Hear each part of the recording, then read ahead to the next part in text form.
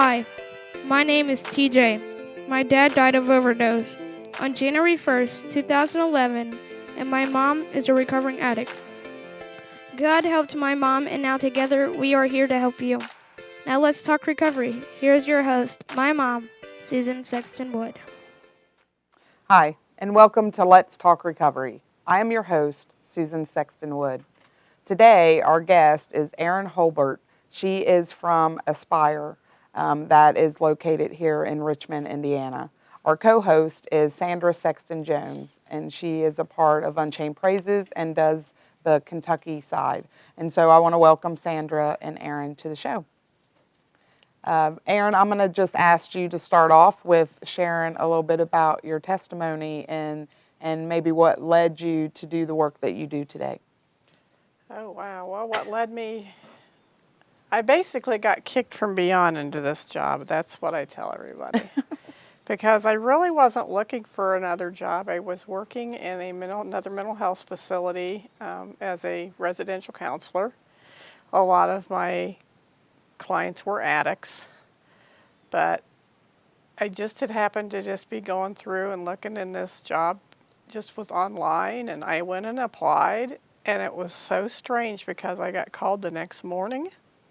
I interviewed 2 days later, and I was offered the job the next day. So it was just a very odd thing because knowing this company, it takes us forever to get people hired. And it was like, why did I get hired so fast? But several years ago, I'm a baby boomer. Back in the 70s, 80s, I experimented with a lot of marijuana. Married a man that had been an addict. He had been in Vietnam and in Germany and everything with the military. He was in recovery when he came back, but he had several relapses. And he had contracted hepatitis C at one point in time during that stint in the military. So I started doing some drugs with him a little bit. When he'd relapse, I did cocaine a few times. Marijuana was definitely my drug of choice. Other than that, I love diet pills because it kept the weight off of me, and I've struggled with my weight my whole adult life since I've had my kids. So I loved that, but I was popping like diet pills that you could get from the doctor. And I was doing way too many of them, and I think I was down to like 130 pounds, which for me is really too thin. So my former husband, who I have a son that's almost 38 years old by him, when we got to the point one year that my son was like 2, and I just didn't want my son being in that environment anymore, and I just said, this is it. And so he checked himself into a long-term VA facility. And while he was there, I worked on getting away from all that. And I just really have never looked back. I've always had a strong foundation with God and Jesus. I was raised in the Methodist church. My former husband and I went to church all the time. So I had that to fall back on. And that also helped him when he would fall back and relapse. His faith always would pull him back. But eventually the hepatitis C did kill him. He's been gone 14 years now. It made his liver fail. I contracted hepatitis C, but by some unknown thing, my body got rid of it. Sometime around, this was 1981, 82. Sometime around then, AIDS knocked on the door, and it started coming out. And we didn't know about hepatitis C back then. Mm-hmm. Hepatitis C was called non-A, non-B hepatitis. I do remember being sick. I know I had all the symptoms, but it went away, and they kept saying, oh, well, you probably have mono, because my symptoms mimicked that, and I had, like, the blood count was off, my liver enzymes were high. But then when I eventually got tested for hep C and tested positive for the antibody, and they looked further, they said, well, if you had it, it's long gone. Long gone. We're talking almost 40 years now. Wow. Over 40 years. This was like 1977 when I remember being sick. So I was like 19. And when AIDS came knocking on the door, I had a brother diagnosed with it late 82, 83.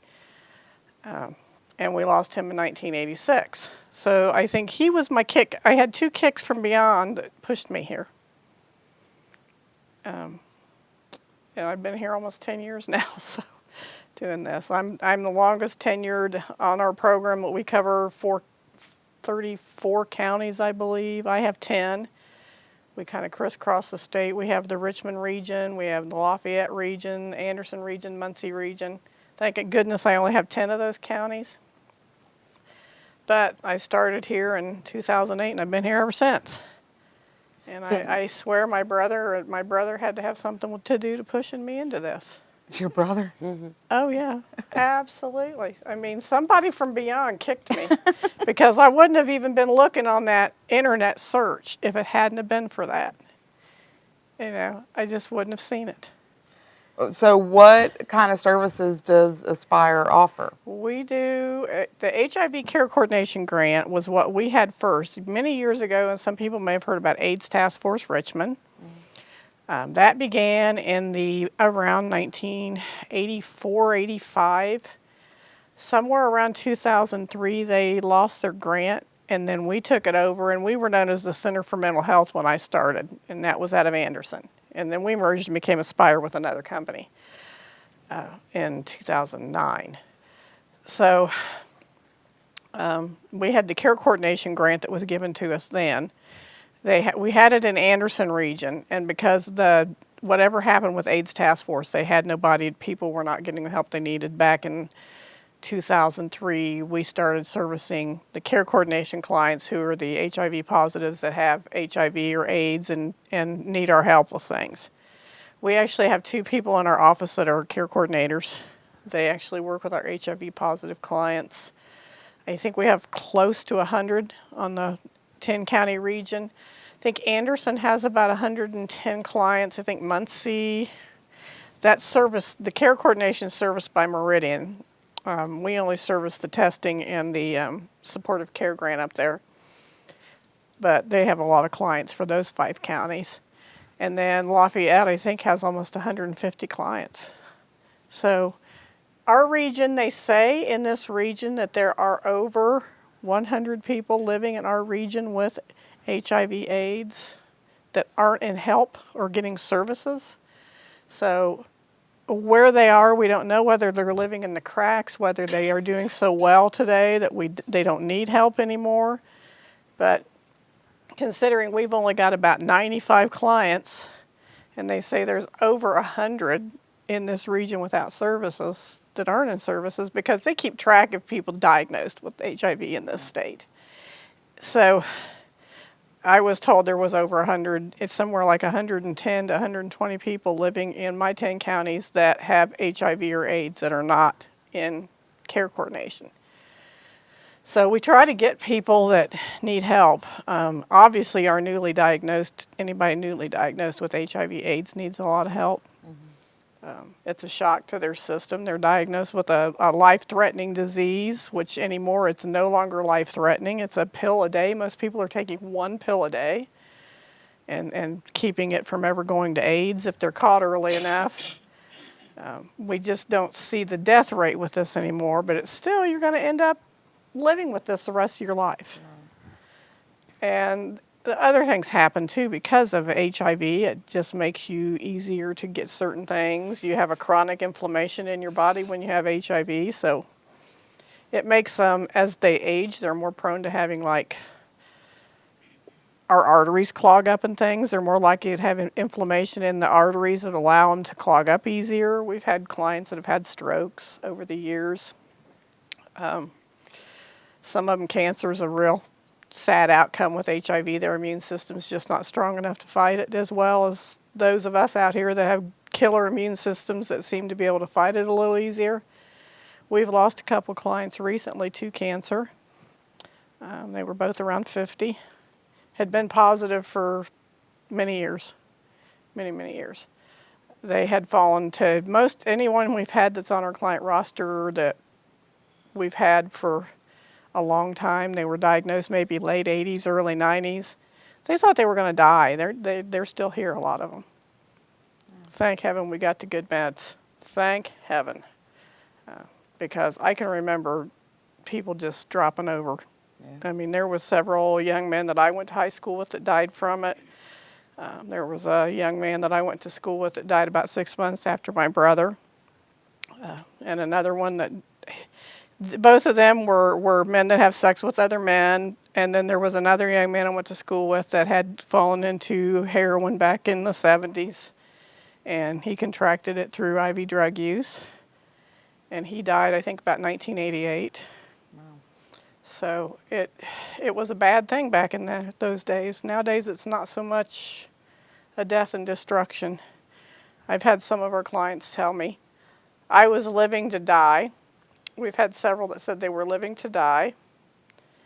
And they actually have survivor's guilt a little because they're still here and some of their friends died.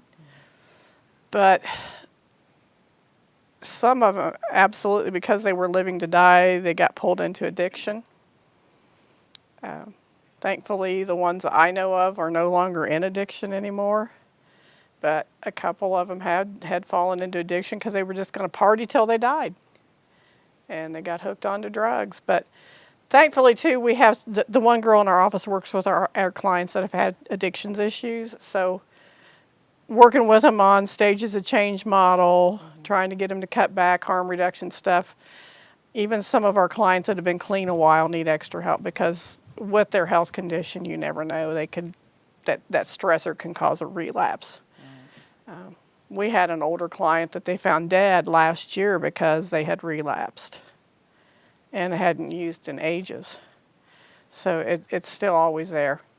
And it just seems like the ones that I've worked with a lot of people, then I'm told, oh, well, they got out of jail and they relapsed and overdosed and died. That's still a real strong possibility anymore. Yeah. Well, you guys test for more than HIV. We do HIV, hepatitis C. Syphilis is on the board too, is one I can do. We're going through a lot of changes at the state right now where all my testing is going to be going to finger stick rapid testing only. I'm transitioning right now.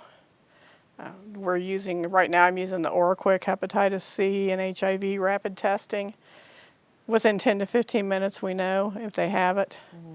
With HIV, I still have to draw blood and send it out to confirm, but what's going to happen come July when our grant years go July to June, we're going to have another kind of test that we use and to confirm it if I get one that's positive. And the newer test I'm getting in July will be what they call an INSTI. As soon as you put the blood in the well, boom, the result is there. But we will still be using the rapid hepatitis, the OraQuick one. And that's like almost looks like a pregnancy test, yes, right? Yes. Pretty much when I go out to Crossroad, that's all I do now is the rapid tests. Only place I'm usually drawing much blood now is my jails because I know I can get back with the paperwork with them because they're not going anywhere unless they get out. But most of the time, within a couple weeks, they're still there. So we're in that transition. Syphilis, I'm not sure if we're going to have syphilis testing available after July, if that's going to be something that we offer anymore. There is a rapid syphilis test in development by the same people that make this INSTI test. Hopefully that'll be out next year. But because syphilis is something we've seen an uptick in, especially in certain populations, and with the people that are out selling themselves sexually for their drugs, syphilis is a real issue because they're having multiple partners. And women in particular may not even know they have syphilis because the sore can be up inside of them and they don't know it's there. And so that's something I keep telling them, please don't take syphilis testing away because my population, I get a lot of women that tell me they've been out tricking themselves. And that really concerns me, and especially if they would get pregnant because syphilis, we've seen an uptick of syphilis going mom to child. And they're only testing pregnant women at one point. Like HIV, they test them for HIV and syphilis and all this stuff when they go in for their first prenatal visit. HIV now has become like 4 times through the pregnancy because it takes 90 days for HIV to show up. once you're exposed. So if they're negative first trimester, then we test them second trimester, third trimester. We can stop this from going to a baby. The meds stop it nowadays. No baby has to be born HIV. Oh, wow. And they haven't had any born HIV positive in this state in several years. They test them at delivery. They test them every trimester in delivery because they can push those meds through. They don't harm the baby, and baby will not get it. So, and the same with syphilis. They're going to start testing syphilis more than just once because we're finding that mom is contracting syphilis later on down the road through her pregnancy, and she's not being tested. And then if it goes to a baby, it can cause all kinds of issues. Birth defects, blindness, deafness. It can cause miscarriages, stillbirths. It's not a fun thing you want a child to be born with. Oh, wow. So the CDC is coming out with new guidelines on syphilis testing, especially for pregnant women. And I never know if I'm going to have somebody comes in and says, hey, I'm pregnant. So, you have at Aspire, people can come into the office, right? And you actually go out to them sometimes too. Yep. We have also my one care coordinator, Sonia, is trained to do testing. So if somebody just drops in, I'm not there, she can do it. Billy is getting trained in the process right now. So all three of us in our office will be trained to do it because I'm covering 10 counties. Yeah. I started this morning in Richmond early and then went to Connorsville and then came back to Richmond. I'm constantly on the road. I mean, I go all the way to Lawrenceburg and Rising Sun, Batesville, Versailles. Those are all mine. Wow. And down around Cincinnati, that area is not good either. This county, Wayne County, is a mess right now. Hepatitis C is out of all reason in this county right now. Even though we have a syringe exchange, nobody wants to use it. Fayette counties, that was my number one problem child. They initiated their syringe exchange 3 years ago. My hep rates are way down there. But she has like 46 regular people there. Oh, wow. Here, it's just hit and miss. Some of my other counties desperately need it. Actually, Aspire is taking over the one up in Madison County. We will be running it up there. I don't know a whole lot about it yet because we just got that approved to do it. We have a standalone federally qualified health center there. That's basically who we are affiliated with. I'm Aspire Health now, not just Aspire. So we have nurses and doctors there that see people. They can see our HIV clients. We have insurance navigators for our HIVs to get them signed up on all their insurance. We have a PrEP program, which is pre-exposure prophylaxis. That's a long word. There's medication now anyone in high-risk groups can take. They won't contract HIV. If their partner has HIV, they can take that. They won't get HIV. If their condom breaks, they don't have to worry. Like an immune shot or something. And that medication called Truvada is actually in the pill that HIVs are taking. And this pill, that medication is what is taking their viral load down to nothing. So if they're undetectable, which most everybody on our client roster is an undetectable, that means we see no active HIV in their blood. So once we get them to undetectable, they're also untransmittable. It won't transmit. So HIV has gotten better, but the hepatitis is still out there. Mm-hmm. And as we saw, I can't remember how long ago it was that you were at Crossroad, but back in 2012. Okay, so that was right after we had the 2011. I was called from the state and the CDC regarding several of my counties, and the hep rates were too high. Mm-hmm. They're saying, oh, your rates are awful. You're going to have an HIV outbreak if we don't get this under control. And I went, okay. So we did a research study with them for anyone that was newly diagnosed with hepatitis C, maybe within the first 6 months of the infection. And I did this long form, 19-page questionnaire with them. And there were several girls at Crossroad that were in that study. A lot of the information we got was really great because it showed us how it was transmitting, where they were getting high, all kinds of things. Like the number one place everybody was getting high was their car. Mm-hmm. The number one thing that was transmitting hepatitis C was their water, the rinse water. Yeah. Or they're sharing their water to dilute it. Because what happens is that bottle they're sharing their water out of, their cup, even if they change the water out, hepatitis C will live in that plastic for 3 weeks. 3 weeks. It's a nasty little bug. So we found that was the number one thing in this region that was transmitting was the water. Oh, wow. And then most all of them, we asked them, where were you getting high, your car, your own place? And number one was their car, of course. Driving to Dayton to get their dope, driving to Cincinnati, wherever they were going in my region. But because we did that in this region, we did not have the outbreak that happened down in Scott County. Because Scott County also was warned back then, you got a problem. But they didn't have the programs down there. They didn't have addiction centers down there. They didn't have a lot of mental health counseling down there. There just was not enough down there. They shut their Planned Parenthood down there. There was nowhere to go get testing. So you had all these addicts in this little tiny town of Austin, Indiana, injecting Opana and sharing everything. 200 cases of HIV out of that region 3 years ago. Well, I know it was all over the news. It was all over the... Has that changed any in the past few years? Yeah, it's better.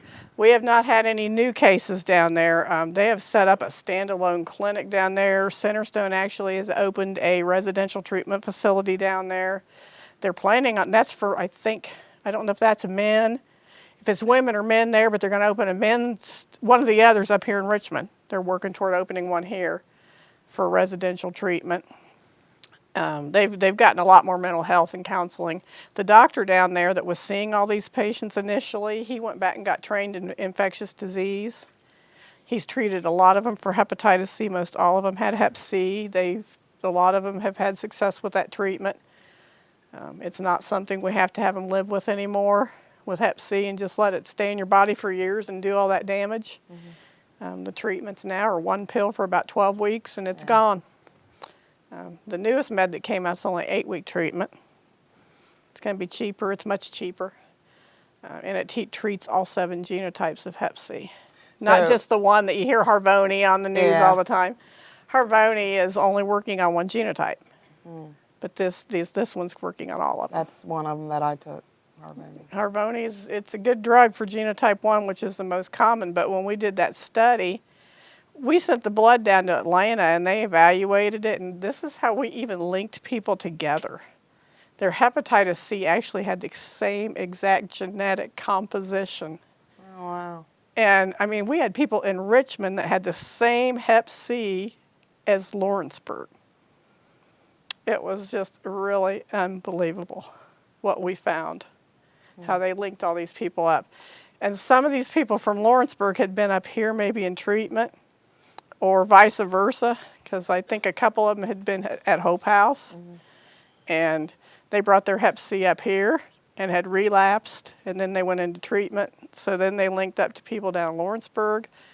It was just really odd how they all linked together with the same strain, and they didn't even know each other. That's weird how you can track it. They were able to track it. They put I would put it on ice, and they would send it down to CDC on dried ice for, the dry ice stuff. And they ran it, and we found out that the majority of them were all linked together. I have about 40 people. They were all pretty much similar. Most of them had the genotype 1, which Harvoni treats, but we had another bit of them that had another genotype, which is odd because it's an Asian strain. We don't see a lot of it here, but it's an Asian strain. It's gotten here somewhere. And Dr. Bobula, that used to be the doctor here, now we have Dr. Aurora, and he's just as good. He's not treating Hep C, he's treating just the HIV. Dr. Bobula is who I went to. Yeah, Hep C is pretty much any doctor can treat it now because it's not the interferon shots, it's not that nasty stuff anymore. So they can pretty much just go to the regular doctor and get the treatments now. But we found some of them had that Asian strain, and we figured out that it had to be the older guys that maybe had gotten it over in Vietnam that had started using again and shared with this younger generation. That was kind of our theory. Yeah. Because it's a strain that was seen over in Vietnam. And that's about 40% of the cases in this region are that one. And the others are the Harvoni It's one. amazing that it's lasted a long time, it seems like. Hepatitis C is a very, very strong, hard virus to kill. It lives out on surfaces. So people can't share razors, toothbrushes, any of that stuff with somebody else's blood on it. If you share it and they have Hep C, you can get Hep C. HIV is a whole lot different ballgame. That's why I tell everybody, don't share a needle and syringe. Please just don't do it. Because that's the easiest way to get HIV. Don't share. Sandy, Please do don't you share have that anything needle. that you want to ask Erin? No, I just want to say thank you for what you do, because I know the last time I saw you at Crossroads, you looked like you were just so exhausted because it's got to be hard keeping up with 10 counties, It you know, is. but you keep on keeping on. And you have to care about people to be able to do that job. Absolutely. If I can prevent this from one person, because even though it's not a death sentence anymore, no one wants to live with either one. Right. Right. Well, I know when I was at Crossroad and you come out and did testing, the thing that stuck with me all these years was you sharing that you had struggled and you were cured. You didn't have to go through the treatment. And I can lucky. remember thinking about that. Like, that to me gave me hope that even I had it, but that my body could cure itself too. And I can remember sharing that with a lot of people. Well, this lady, I heard There that. have been several. When we did that research study, there were several, and there was, I think, 4 out at Crossroad that when we went back and drew their blood 6 months later, it was gone. Yeah. Because they were there, they weren't using, they were doing everything to be healthy, and it was gone. Yeah. So it happens. If you're young and you're healthy, it's easy to fight it out. Yeah, and that's good to know. And that was a lot of what you said. You know, just talking about the HIV and the sexually transmitted disease and Hep C. And we hope that you got information out of listening to Erin. And we want to thank Sandy and Erin for being here on the show with us today. If you're struggling with your addiction, if you don't know if you have hepatitis or HIV and you're worried about that, we encourage you to get a hold of Aspire. And your testing's free, right? Yes, absolutely. You don't have to have insurance to go there and be tested. And as Erin said, she actually comes out too. And so if you have trouble getting to the office, maybe you could give them a call and they could send somebody to you to test you and help you get to the point where you need to be. There is a cure for hepatitis C. And as she said, it's even gotten to where it's just an 8-week, 1 pill, and so you can go through that treatment, and it's not a harsh treatment. You're not real sick with it, and there's very little side effects, isn't there? That's amazing. I myself have been through treatment for hepatitis, and I haven't had it for about 3 years now, and they don't really test me anymore for it, but if I was worried about that, I could go get tested again. And so we just encourage you to reach out for help. If you need the services of Aspire, we encourage you to contact them. And Erin has a heart to help those who have struggled with addiction. She has been in the lifestyle herself years and years ago, and so just reach out for help. We want to thank you for just tuning in and visiting us on Let's Talk Recovery, and you have a blessed night.